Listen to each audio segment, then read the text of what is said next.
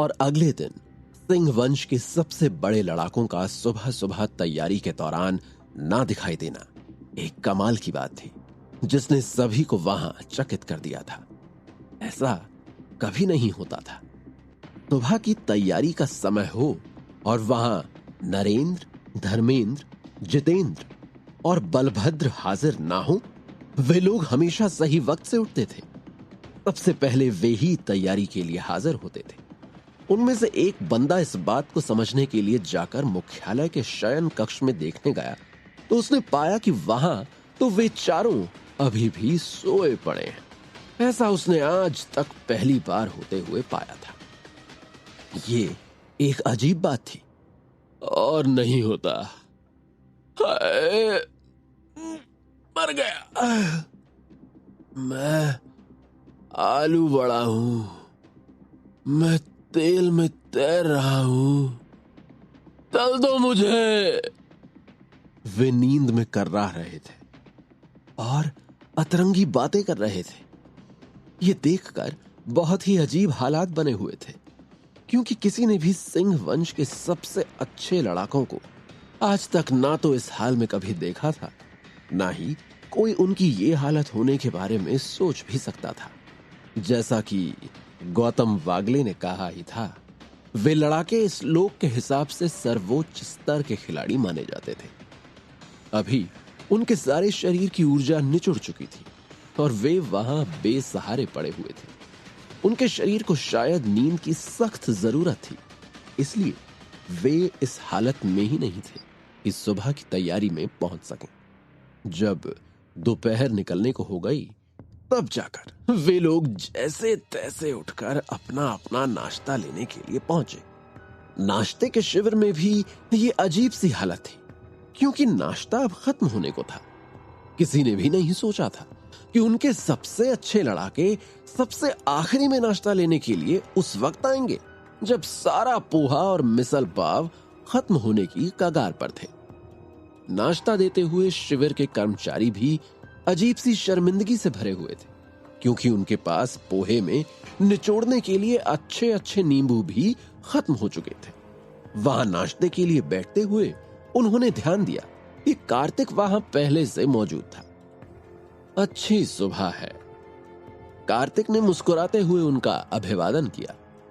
उनके मन में तो कार्तिक को लेकर डर था। वे समझ नहीं सके कि ये अभिवादन सचमुच एक अभिवादन था या इसके पीछे कोई कठोर आज्ञा या उपहास छिपा हुआ है। सुबह इतना देर से उठने को लेकर उनकी नजर में भारी शर्मिंदगी थी। अफसोस है आचार्य कि हम आज सही वक्त से उठ नहीं सके। बोलते बोलते भी नरेंद्र की आवाज अब कांप रही थी। कार्तिक ने सर हिलाया और आराम से कहा, कोई बात नहीं, ये तो होना ही था। मैंने भी ऐसा ही सोचा था। वे चारों चौंक गए। जिस तरह की तैयारी और साधना हमने कल की थी, उसके हिसाब से तुम लोगों को इतनी गहरी नींद आने ही वाली थी, वो मुझे खूब पता था। तुम्हारा आज देर से उठना आम बात थी और इसके लिए तुम्हें इतना शर्मिंदा होने की कोई जरूरत नहीं। कार्तिक ने एक भली सी मुस्कुराहट के साथ कहा। कार्तिक की बात सुनकर उन्हें कुछ संतोष तो मिला, लेकिन वे अब भी इस बात से बहुत अजीब महसूस कर रहे थे कि उनका ये नया शिक्षक किस तरह का इंसान है। एक पल में वो उनके प्रति इतना बेरहम हो जाता है कि लगता है कि जैसे वो उन्हें मारने पर ही तुला हुआ है, और फिर कभी कभी वो उनकी सारी दिक्कतों को समझने वाला साथी बन जाता है। ऊपर से इन सारे बेतुके काम का मतलब भी उन्हें समझ नहीं आ रहा था। ये सब चल क्या रहा है? जब उनका मुकाबला ही योग शक्ति के आधार पर होने वाला है, तो फिर उन्हें इतना शारीरिक श्रम करने की क्या जरूरत थी? क्या ये समय की बर्बादी नहीं थी? ये सब किस लिए करवाया जा रहा है? उनके मन में यही प्रश्न था। पहले तो उन्हें यही शक था कि कार्तिक उनसे अपने अपमान के बदले लेने के लिए ये सब कर रहा है, लेकिन बाद में उन्होंने कार्तिक की हमदर्दी भी देखी। और उसके इरादों के बारे में वे फिर से असमंजस में आ गए। आखिर ये विचित्र शिक्षक उनसे चाहता क्या था? क्या ये सचमुच सिर्फ गिद्ध शाखा के लोगों को हराने के लिए था, या इसके पीछे कोई और बात भी छिपी हुई थी? नाश्ता पूरा होने के बाद उन्होंने देखा कि कार्तिक मैदान में अपनी जगह पर पहुंच चुका है। वे भी वहां पहुंचे और हिम्मत करके नरेंद्र ने आगे बढ़ते हुए कार्तिक से आज की तैयारी के बारे में पूछा। महोदय, हमारे लिए आज किस तरह की वर्जिश करने का आदेश है? अब की बार ये टांग के नीचे से हाथ निकालकर कान पकड़ने को बोलेगा। बलभद्र मन ही मन सोच रहा था, तुम्हें वही करना है जो तुमने कल किया था। अपनी पीठ पर ये लोहे के टुकड़े लादे रहो और मैदान में पहले तब तक चक्कर लगाते रहो जब तक थककर चूर नहीं हो जाते। उसके बाद फिर तुम्हें अभिमंत्रित जल में खड़े रहकर शरीर के हिस्सों को सक्षम करना होगा। कार्तिक ने इस बार कड़क आवाज में कहा, लेकिन इस बार उसकी आवाज में उनकी हंसी उड़ाने का कोई भाव नहीं था। वो इस बार उन्हें डांट भी नहीं रहा था। उसके कहने के अंदाज में पूरा अनुशासन रखने की ताकीद थी। शिविर के बाकी सभी लड़ाके भी अब इस बात पर ध्यान दे रहे थे कि क्या चल रहा है। वे देख रहे थे कि इस नए और अतरंगी शिक्षक की कराई हुई तैयारी के चलते उनके सबसे अच्छे लड़ाकों की बुरी हालत हुई पड़ी है। ये एक नए तरह की तैयारी है जिसके लिए उनके सबसे अच्छे लड़ाके भी अब तक तैयार नहीं थे। उनमें से कोई नहीं जानता था कि इस तरह की तैयारी उन्हें क्या शक्ति देगी और इसके क्या फायदे हो सकते हैं। कार्तिक इस बीच मैदान में इधर से उधर चक्कर लगा रहा था और इस बीच उसने कुछ ध्यान दिया। वहां एक और दल भी खड़ा हुआ था। ये लोग सिंह शाखा के नहीं थे, ये गिद्ध शाखा के लोग थे जो इस नए तरह की तैयारी को देखने आए थे।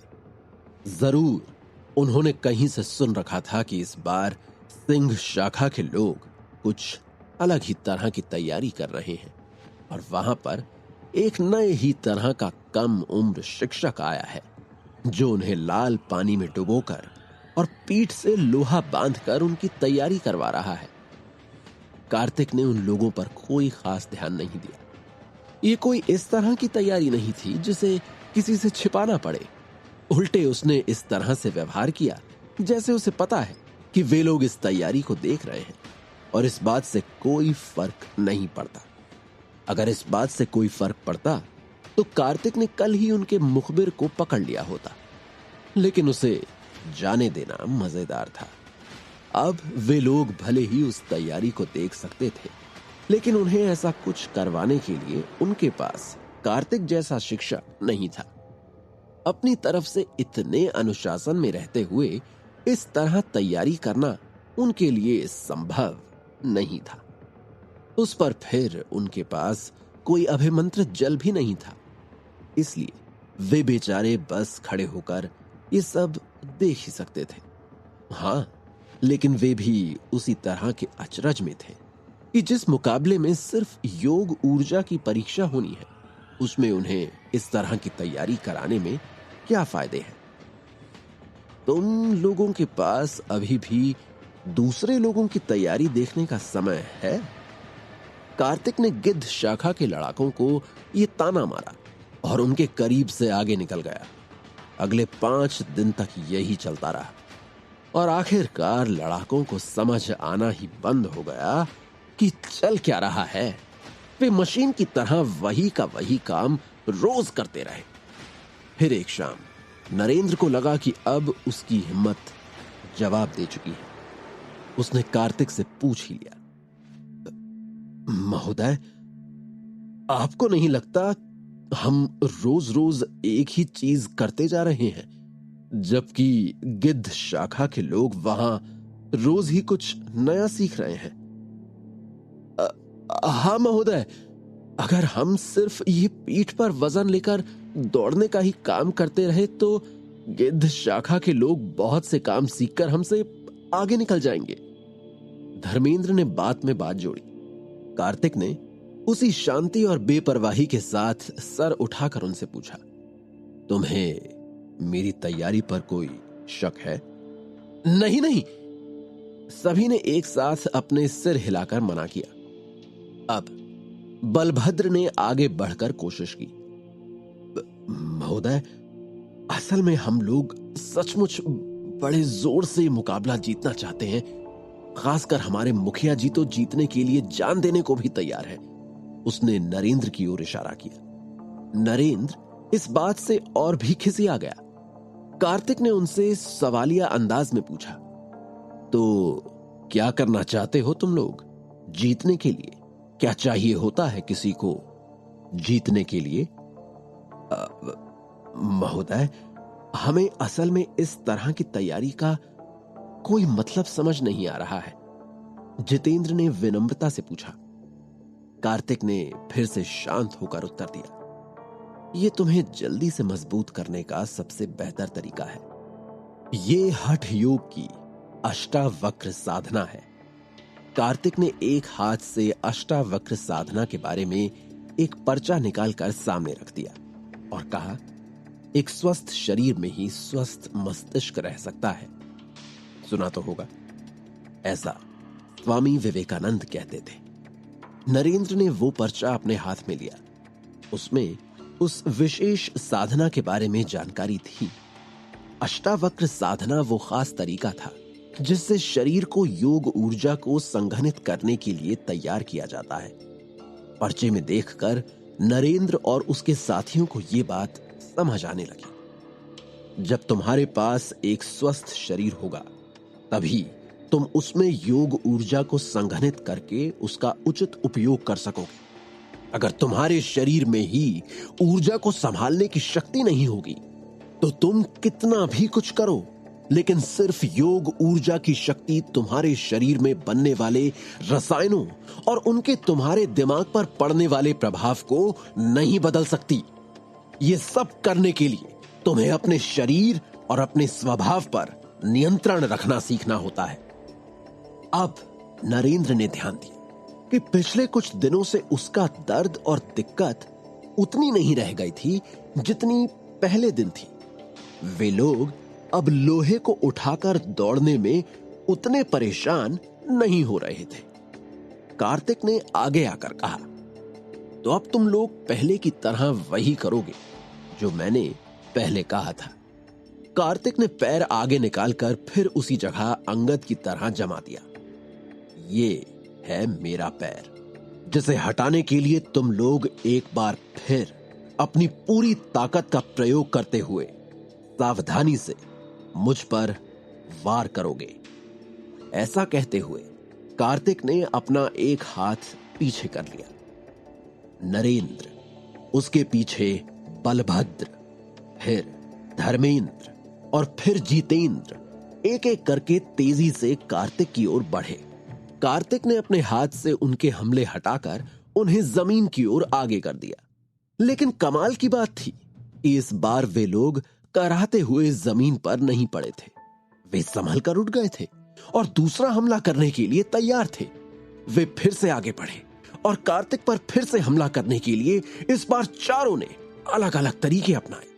वे देख रहे थे कि लड़ने के लिए उनके अंदर एक अलग जज्बा पैदा हो रहा था और वे कार्तिक के वार से उस तरह घबरा कर गिर नहीं रहे थे जैसा पहली बार हुआ था।